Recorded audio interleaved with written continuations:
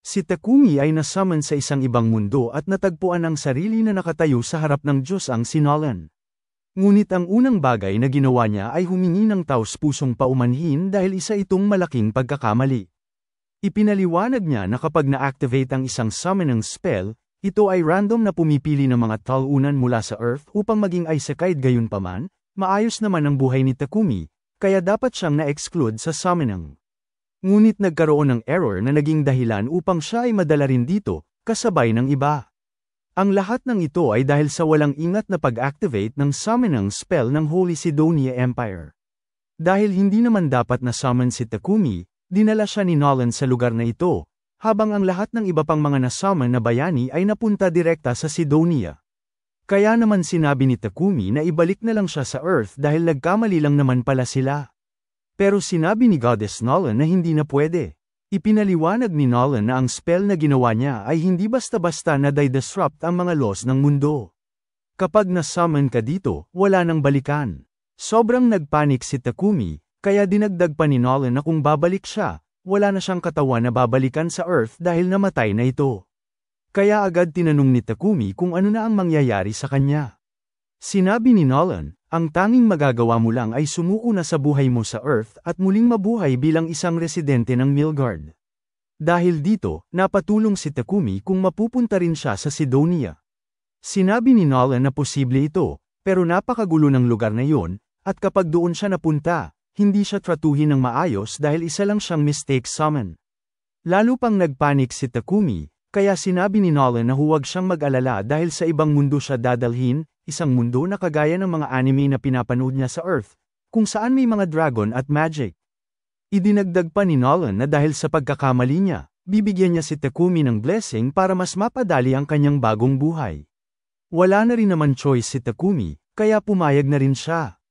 Natuwa si Nolan dahil mas mapapadali rin ito para sa kanya. Sinabi ni Nolan kay Takumi na buksan ang kanyang status screen upang makita ang bagong buhay na naghihintay sa kanya.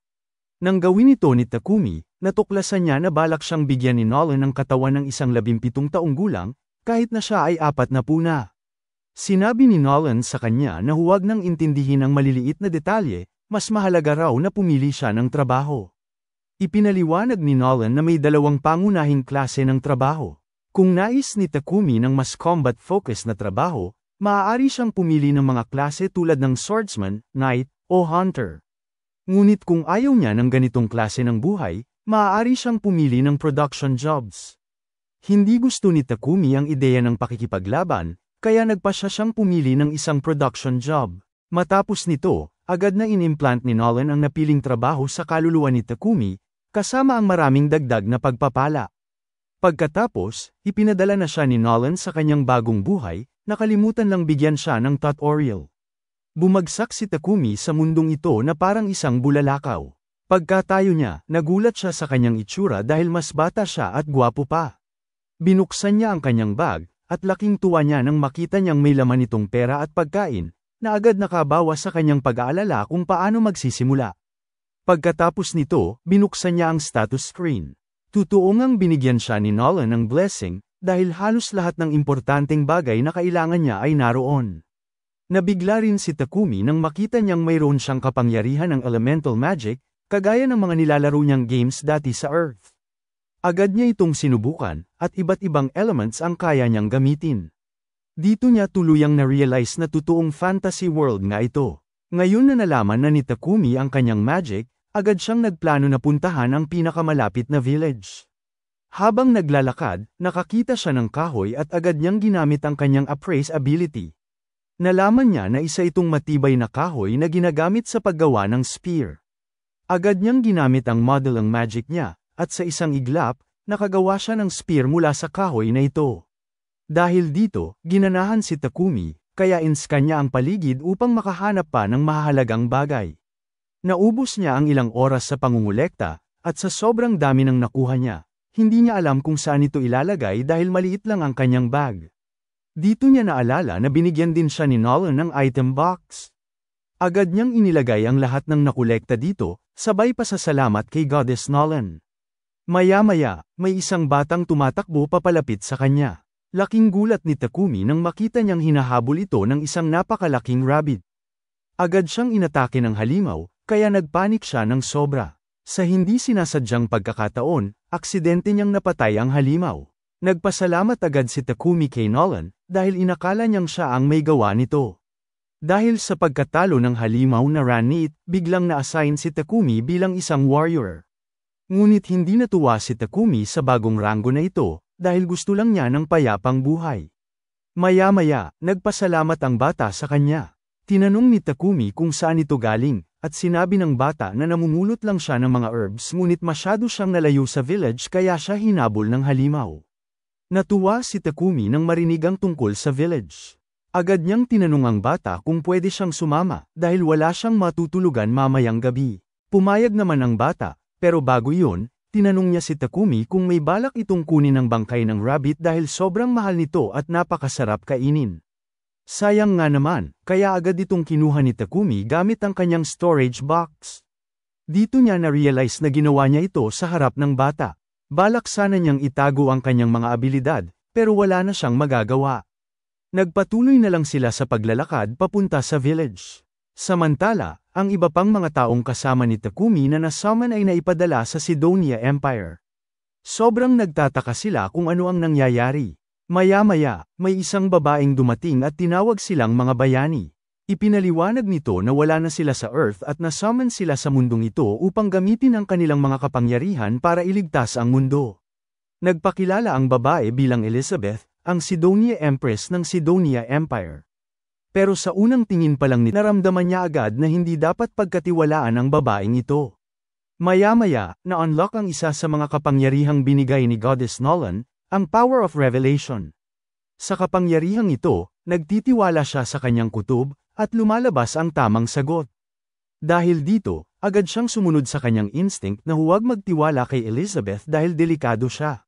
Pagdating nila sa village, pinasalamatan siya ng mga magulang ng bata dahil sa pagliligtas niya rito. Nagpakilala ang tatay bilang Banga, isang hunter, at ang asawa naman ay si Martha. Nagpaalam si Takumi kung pwede siyang manatili sa village, at buong puso siyang winelcome ng mga tao. Pero sinabi nila na wala na siyang matitirhan dahil wala nang bakanteng bahay. Sinabi ni Banga na huwag siyang mag-alala dahil ang lugar na ito ay tinatawag na Worksmith Heaven, at gagawa na lang nila si Takumi ng sariling bahay. Agad silang naghanap ng bakanteng lote upang simulan ang pagbuo nito. Gustong tumulong ni Takumi, kaya ginamit niya ang kanyang earth magic upang i-flatten ang lupa at may handa ito para sa pagtatayo ng bahay.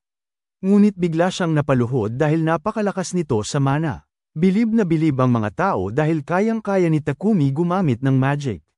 Nag-umpisa na ang mga tao sa paggawa ng bahay niya. Masaya si Takumi sa kanyang bagong buhay at excited na siya sa mga paparating na araw.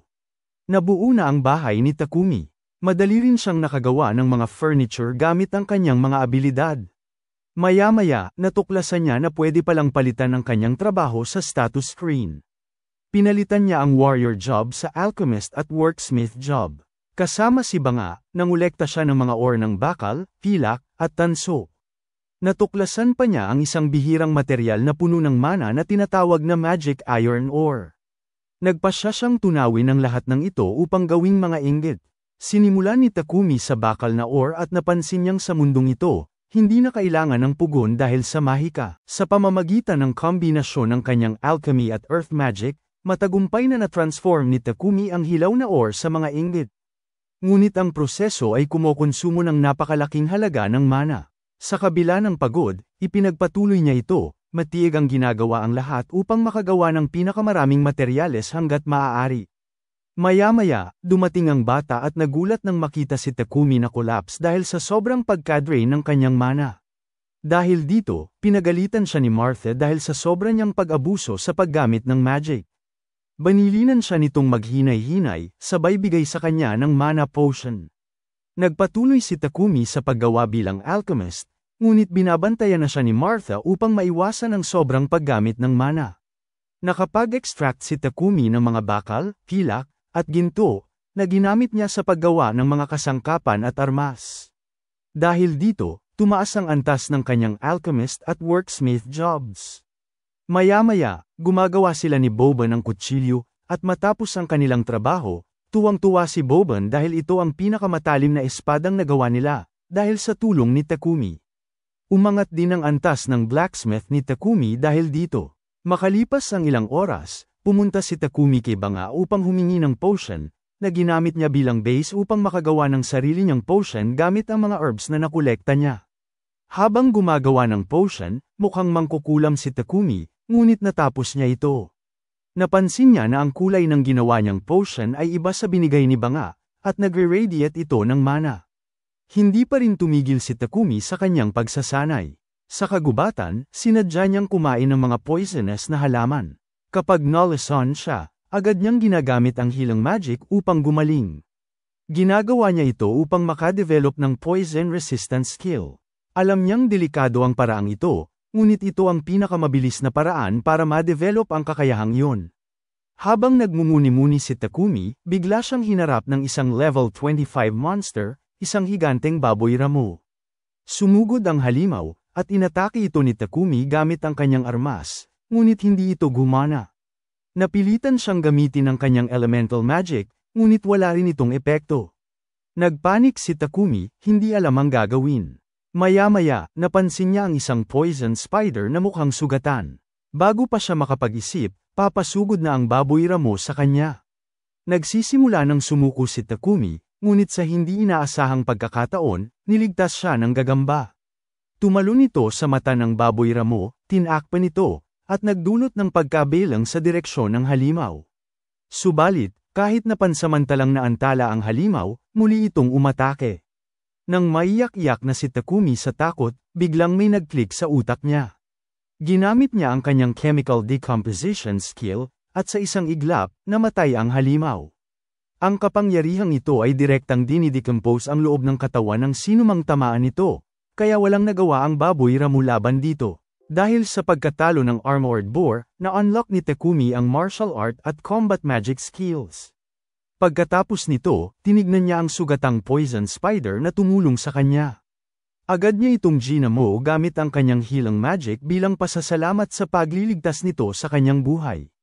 Aalis na sana si Takumi ngunit biglang nag-pop up sa kanyang status screen ang opsyon na i-tame ang gagamba. Nagdalawang isip siya, ngunit nang magpakita ng cuteness, ang gagamba, hindi na siya nakatanggi. Matagumpay niyang na-tame ang poison spider, at nagulat siya nang malaman na kaya na nilang mag-usap gamit ang telepathy. Dahil wala pang pangalan ang gagamba, binigyan niya ito ng pangalan, Maple. Tuwang-tuwa si Maple sa kanyang bagong pangalan. Maya-maya, biglang nag-evolve si Maple, at nabuo ang kanyang naputol na binti bilang bahagi ng kanyang bagong anyo. Pagdating sa village, nagulat ang lahat nang makita ang bangkay ng isang armored boar na dala ni Takumi.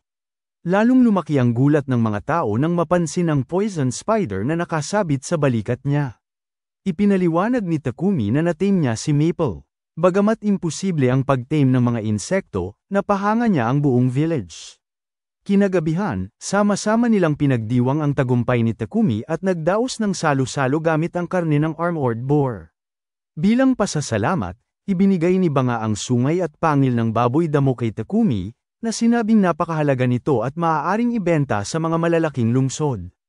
Nagtanong si Takumi kung ano ang pangalan ng pinakamalapit na lungsod, at sinagot siya ni Banga, Bolton. Samantala, masayang nakikipaglaro si Maple sa mga bata ng village. Labis ang pasasalamat ng mga tao dahil mula nang dumating si Takumi, tila naging mas masigla at masagana ang kanilang nayon. Sa kabilang banda, pinanunood ni Nolan mula sa malayo ang masaganang buhay ni Takumi. Nakangiti siya habang nakikita ang bawat tagumpay nito. Bigla namang dumating ang isa pang goddess at tinanong siya tungkol sa kanyang plano para kay Takumi. Anong plano mo? Napakaraming blessing ang ibinigay mo sa kanya. At higit sa lahat, dinala mo siya sa nakaraan, bago pa makasummon ang Sidonia Empire. Tumanggi si Nolan at sinabing walang espesyal na plano, ngunit halata sa kanyang kilos at mukha na may iniisip siyang kakaibang bagay para kay Takumi. At dito nagtatapos ang part 1 na Nugram ating video. Huwag kalimutang mag-like, mag-share, at mag-subscribe para sa marami pang high-quality recaps tulad nito.